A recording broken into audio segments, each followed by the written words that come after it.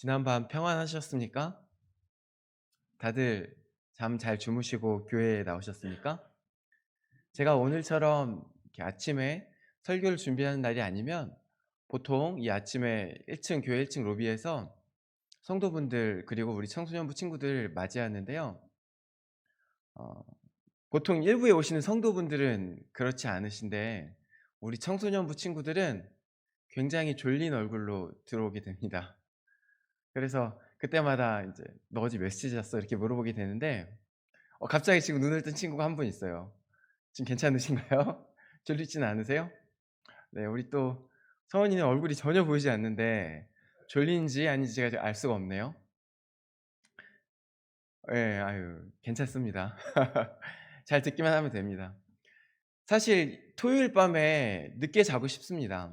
다들 인제 어르신들은 사실은 뭐 '그날이나 뭐 다를 게 있어.' 이런 생각으로 별로 그런 생각이 없으시겠지만 우리 학교 다니는 친구들은 주말이면 다음날 학교도 안 가고 인제 시간이 많으니까 주말이라도 좀 늦게 자고 싶은 마음이 듭니다. 저도 청소년부 때는 10대 때 20대 때는 보통 3시 넘어서 잤던 것 같아요. 물론 지금은 그렇지 않습니다. 다음날 너무 힘들어요. 그때는 밤에 깨 있는 게 좋았어요. 왠지 그 밤에 누군가를 만나진 않아도 혼자 있어도 너무 그 시간에 그냥 뭘 하는 게 없어도 깨어 있다는 것 자체가 좋았습니다. 사실 밤에는 낮과 다른 매력이 분명히 어느 정도 있는 것 같습니다. 어쩌면 그 밤에 아무도 깨어 있지 않은 시간, 저희 집에는 3시 되면은 저만 깨어 있었거든요. 그 집에 나 혼자 뭔가 자유로운 것만 같은 그런 느낌을 좀 받았던 것 같아요.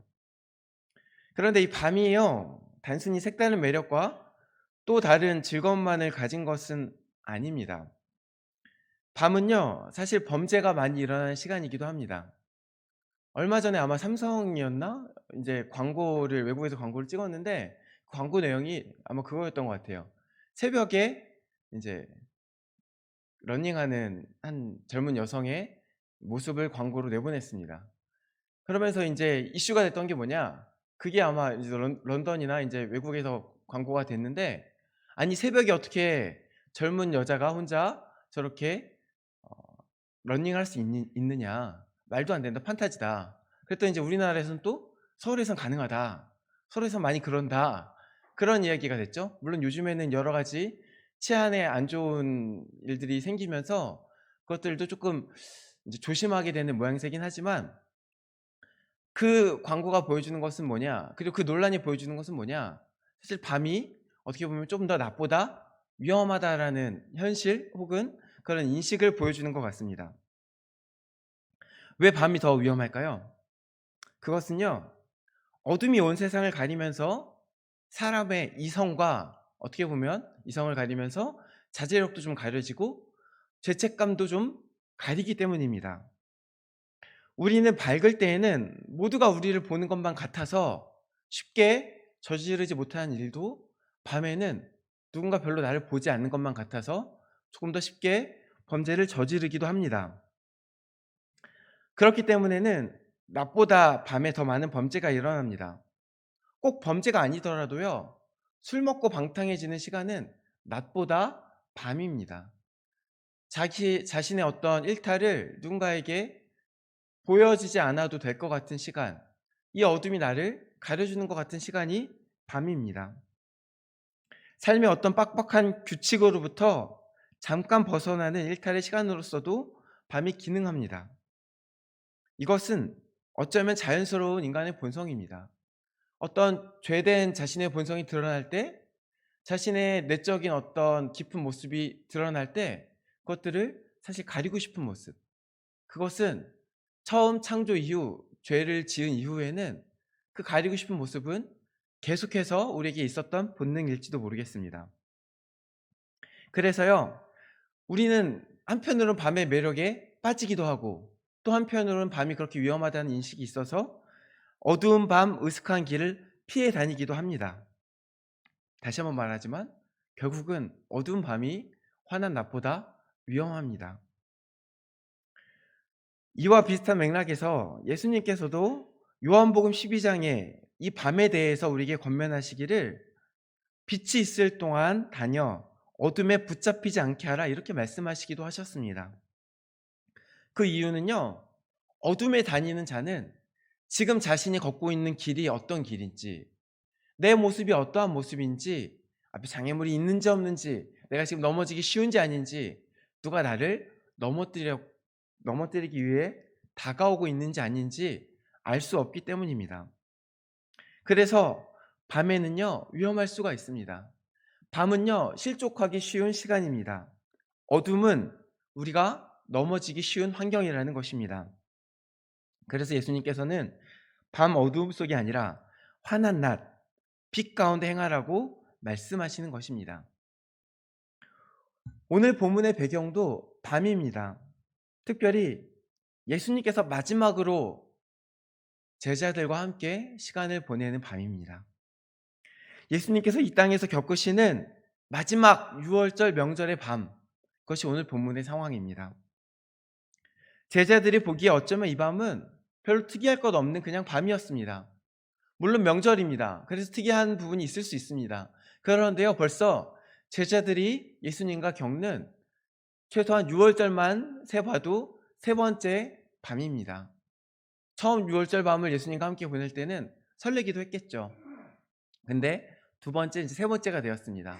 이제는 작년, 재작년과 똑같은 그냥 유월절 밤, 예수님과 우리 민족의 명절을 보내는 그 밤입니다. 제자들은요, 이 밤에 어떤 일이 일어나는지 전혀 몰랐습니다. 그저 명절이 되었으니까 작년처럼, 재작년처럼 똑같이 예수님과 먹을 유월절 만찬을 준비했던 것 뿐입니다. 그런데 이 밤에 유월절 식탁에서부터 뭔가 평소와 다른 일들이 일어나기 시작합니다. 무슨 일이 있었습니까? 갑자기 예수님이 일어나시더니, 갑자기 수건을 옆에 두르시더니 물을 떠다가 제자들의 발을 씻기셨습니다. 그것이 오늘 본문 바로 앞에 있는 이야기죠. 그리고 예수님께서 말씀하시기를, 예수님께서 먼저 주와 선생이 되어서 제자들의 발을 씻겼으니 너희들도 서로 발을 씻어주는 것이 옳다, 이렇게 말씀하십니다. 이게 지금 무슨 상황인가 제자들이 조금 당황하고 있었을지도 모르겠습니다. 왜냐하면 이 일들은요, 노예, 그 중에서도 가장 낮고 비천한 노예가 하는 일이었기 때문입니다. 결코 존귀한 선생님, 주인, 더 높은 자가 낮은 자의 발을 씻겨준 일은 결코 없었습니다. 그런데 예수님께서 발을 씻겨주시네? 하다 보니까 어떻게 보니까 발을 내밀고 발을 씻겨주심을 받았습니다. 근데 지금 뭔가 평소와 다른데 이게 뭐지? 그러고 있는 상황입니다. 그런데 이 파격으로 인해서 당하고 있는 제자들에게 예수님께서 더 큰 충격을 더하십니다. 뭐라고 말씀하십니까?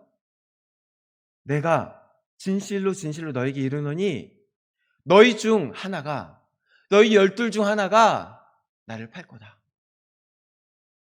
너희 중 하나, 내 사랑하는 12 제자 중 하나, 나와 3년을 동거동락했던 그 12 제자 중에 하나, 지금 이 자리에서 나와 함께 유월절 만찬을 함께하고 있는 너희들, 내 가족과 같은 너희들, 아니 내 가족보다 어쩌면 더 가까운 너희들, 그들 중에 하나가, 너희 중 하나가 나를 팔 거다. 충격, 얼마나 큰 충격입니까? 제자들은요, 혼란에 빠집니다. 안 그래도 지금 이게 평소와 다른 상황에서 이게 무슨 상황이지 하고 당황해가고 있었는데 예수님께서 말도 안 되는 폭탄을 떨어뜨린 겁니다. 너희 중에 하나가 나를 팔 거다. 다른 복음서에 보면요, 제자들이 서로 앞다투어 묻습니다. 주님, 저는 아니지요. 주님, 저는 아니지요. 그것은 그들의 충격된, 그들의 혼란을 보여주고 있는 상황입니다. 아니, 판다고요? 예수님을요? 누굴요? 누가요? 우리 중에 하나가요? 하나님, 저는 아니죠. 저는 아니죠. 이렇게 지금 당황한 상황이 생긴 것입니다.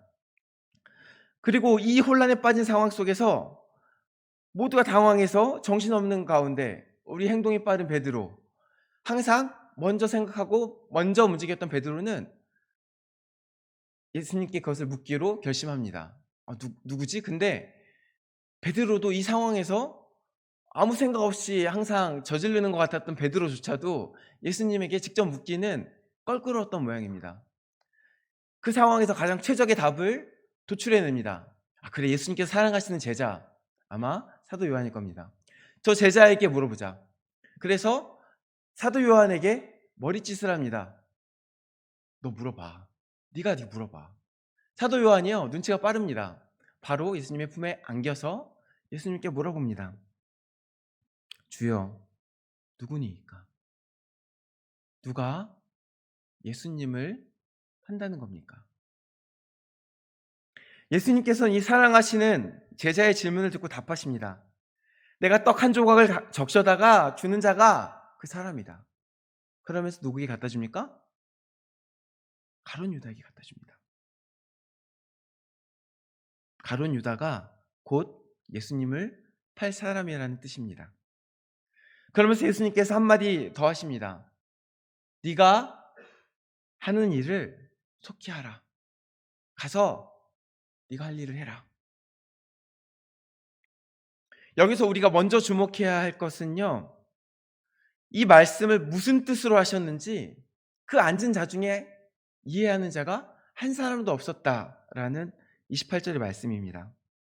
그 말대로라면요, 지금 이 요한복음을 기록한 사도 요한도 그 상황에서는 이게 뭔 말인가 하고 있었다는 겁니다. 그 자리에 이 충격 속에서 예수님께서 내가 떡을 떼서 주는 사람이 바로 그 사람이다, 나를 팔 그 사람이다, 이렇게 대놓고 말씀하셨는데도 불구하고 그 떡을 가룟 유다에게 주시고 가서 내 할 일을 해라 이렇게 말씀하실 때 그 말이 무슨 뜻인지 아무도 이해할 수 없었다는 겁니다. 왜요? 당황해서요. 왜요? 상상도 할 수 없는 일이라서요. 예수님께서 우리 중에 하나가 팔 거라고 하긴 하는데, 에이 설마, 가룟 유다가? 에이 설마. 다들 이러고 있었던 것입니다. 그런데 오늘 본문은 분명히 이 상황을 아주 자세히 기록하고 있습니다. 이 당시에는 이 사도 요한도 이 상황을 이해할 수 없어서 어리버리하고 있었는데, 오늘 본문 이 상황을 처음부터 끝까지 자세히 기록하고 있습니다. 심지어 유다가 예수님께서 떡을 떼서 주실 때 그 가룟 유다에게 사단이 들어갔다는 것까지 기록하고 있습니다. 아니, 이건 또 어떻게 알았습니까? 그 당시에 볼 때는 아무것도 이해하지 못했는데요. 이러한 기록들은 우리에게 무엇을 말씀하고 있습니까? 이 상황이 철저하게 사도 요한의 어떤 기억에 근거한 기록이 아니라 성령 하나님의 임재 속에서, 성령 하나님의 감동함 안에서 성령 하나님께서 가르쳐 주시는 장면이었다는 것을 보여줍니다. 물론 성경은 모두 성령의 감동하심으로 쓰여졌습니다. 그런데요, 사도 요한이 이해하지 못하는 상황들을 나중에 쓰게 되었습니다. 그럼 이것은 어떻게 된 것입니까? 누가 가르쳐 준 겁니다. 누가요? 성령 하나님이 가르쳐 주신 겁니다. 다시 말해, 성령 하나님께서 말씀하시기를 예수님께서 떡을 떼어 가룟 유다에게 주는 그 순간 사단이 그에게 들어갔다는 것을 성령 하나님께서 가르쳐 주셨다는 것입니다. 그래서 요한이 후에 이 장면을 기록하기를 바로 그때, 바로 그 순간에 가룟 유다에게는 사탄이 들어갔고 가룟 유다가 그 조각을 받아나가니 특별히 그때는 밤이었다, 이렇게 기록한 것입니다. 성령 하나님의 인도하심 아래 이렇게 기록한 것입니다.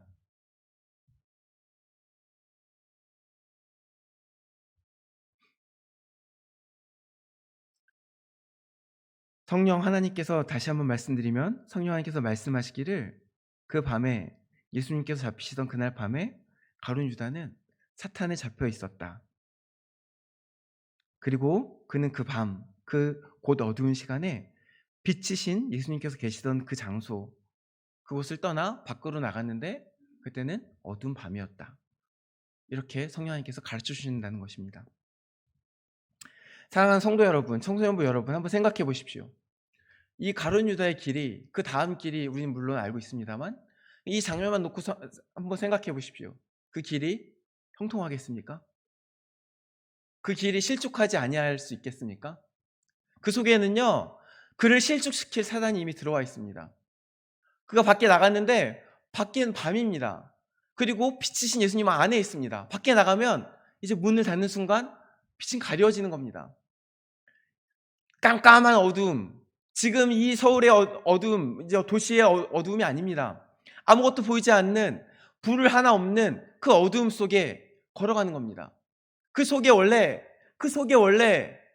빛이신 예수님이 계셔야 되는데, 빛이신 말씀이 그 안에 있어서 그 발밑을 비추어야 되는데, 시편 119편에 나온 대로 그 발밑을 비추는 것이 그 안에 있는 빛이어야 되는데, 그 어두울 때에 예수님은 안에 있고 예수님을 떠나갔습니다. 그 속엔 예수님이 없고 사탄이 있습니다.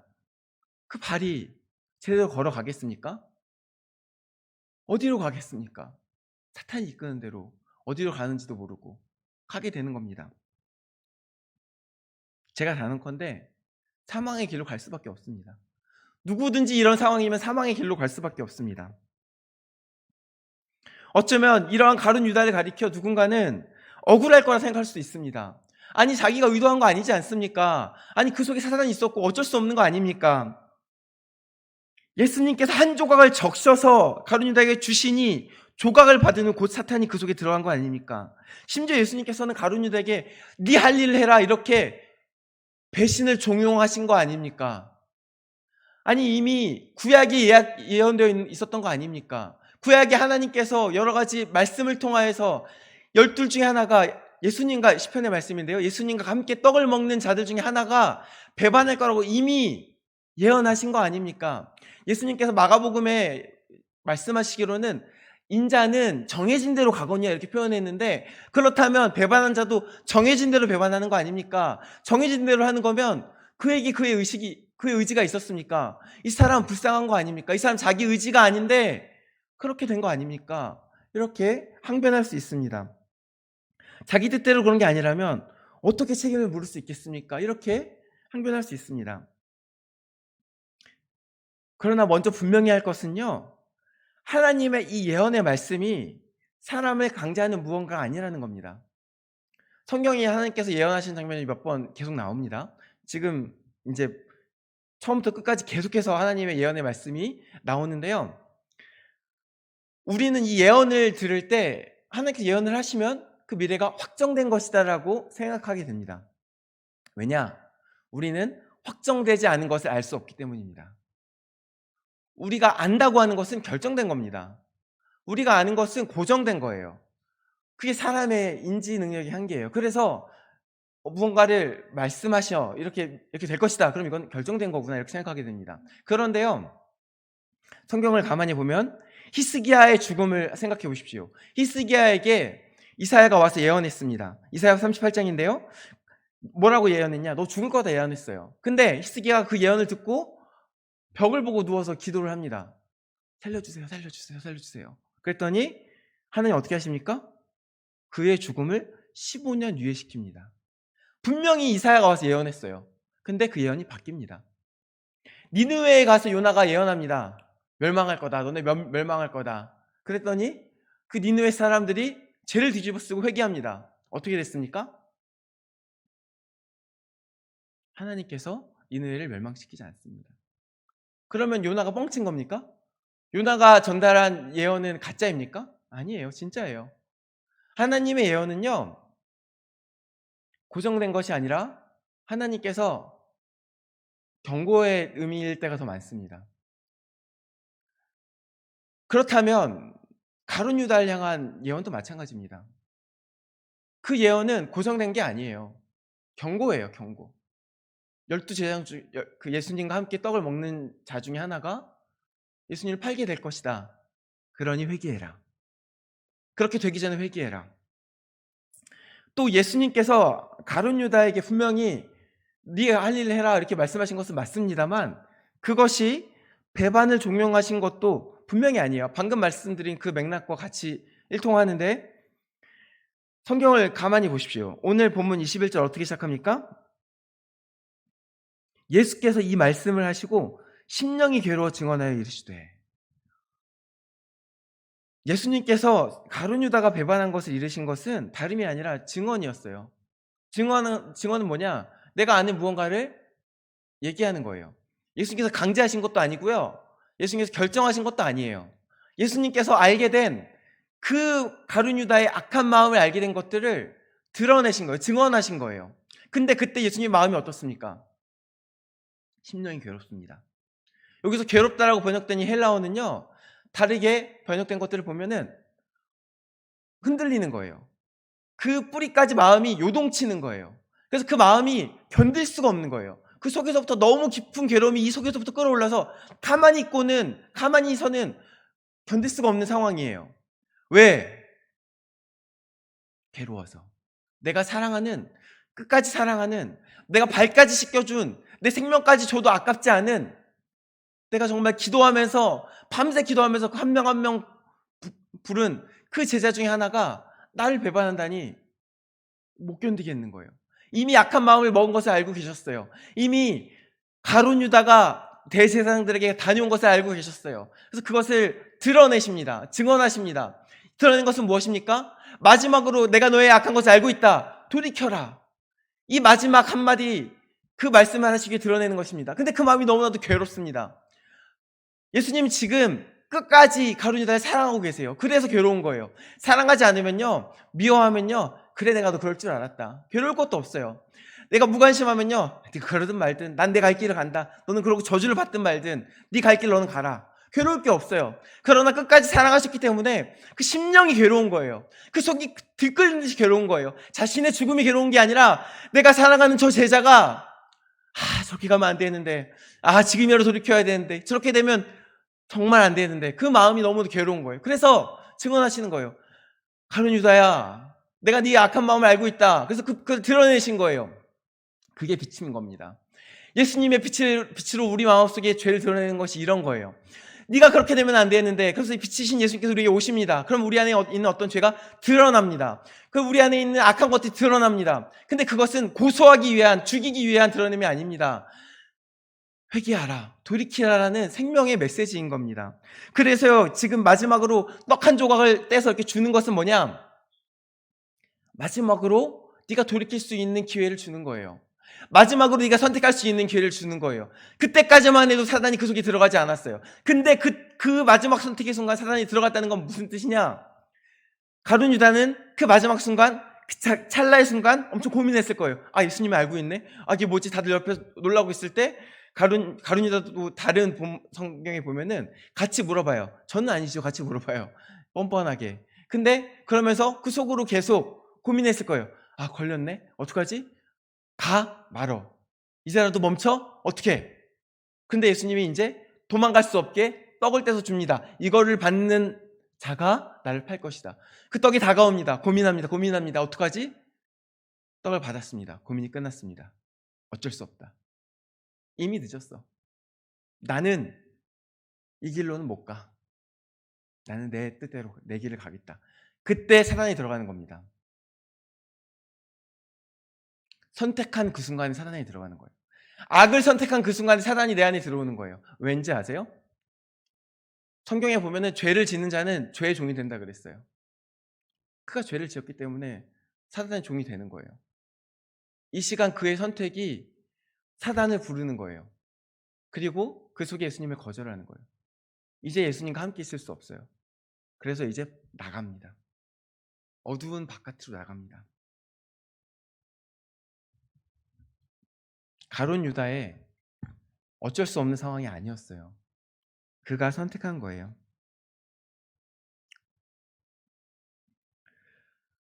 결국 사단이 그 안에 들어간 그 가룟 유다는 예수님을 떠나가게 됐어요. 빛이신 예수님을 떠나 바깥으로 갔어요.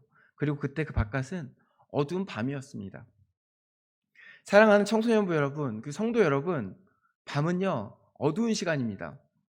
어둠은 때로 우리에게 편안함을 줘요. 우리의 모습을 가려주기 때문입니다. 아까 말씀드린 것처럼 태초에 우리가 죄를 지은 이후에 우리는 우리 자신의 모습을 날 것 그대로 드러내는 것을 부끄러워해요. 물론 이제 알몸도 그렇지만 여러분 날 것의 생각을 어릴 적에는 조금 더 드러내지만 나이가 가면 갈수록 다른 말로 포장하는 것을 보게 돼요. 내가 기분이 나빠도 기분 나쁜 걸 티를 내면 안 돼요. 왜냐면 그러면 사람들이 저보고 이제 저는 사회성 없는 놈 이렇게 욕을 하거든요.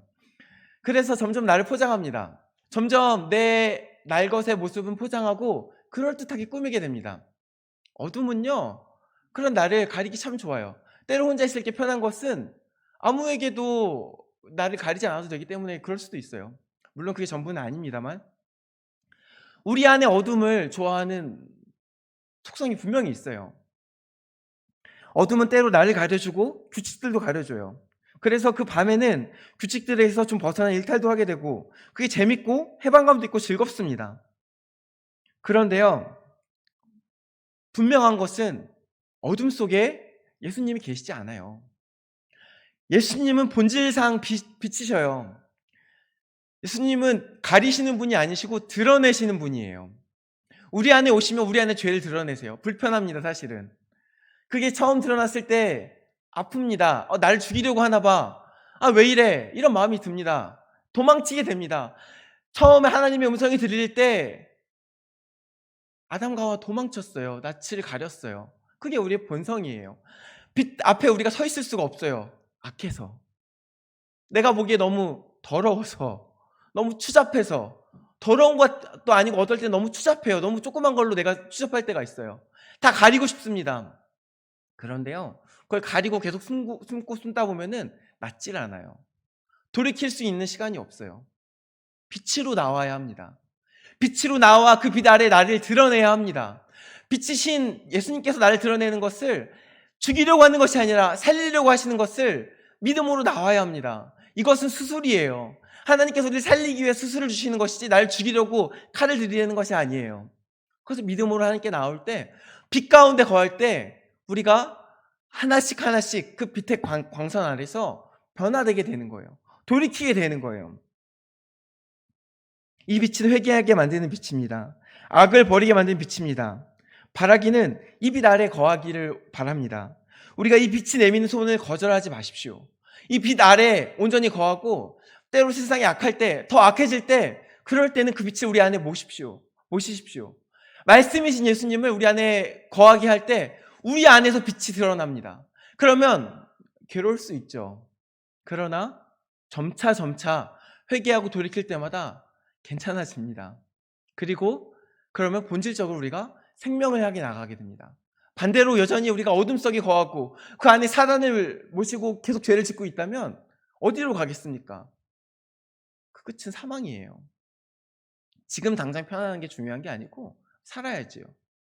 우리가 빛 가운데 거하여서 점점 더 예수님께 나아가고, 그래야 회개의 자리로 나아가는 저와 우리 성도 여러분, 그리고 우리 특별히 청소년부 여러분 되시기를 주님의 이름으로 축원합니다. 기도하시겠습니다. 사랑하는 하나님, 우리에게 빛으로 오시고 우리에게 빛을 허락하여 주셨습니다. 어둠 가운데 거하고 있는 우리들에게 주님께서 직접 오셨습니다. 주님, 우리가 그 빛을 거절하지 아니하기 원합니다. 때로 그 빛이 우리를 괴롭게 느끼게 합니다. 때로 그 빛이 우리를 두렵게 합니다. 그러나 그 빛은 우리를 살리는 빛이며 그 빛은 우리를 사랑으로 껴안는 보듬어 안는 빛이심을 우리가 믿게 하여 주시옵소서. 우리 한 사람 한 사람 모두 빛에 거하는 한 사람 한 사람, 그리고 삼복교회 될 수 있게 은혜를 베풀어 주시옵소서. 감사드리며 예수 그리스도 이름으로 기도드립니다. 아멘.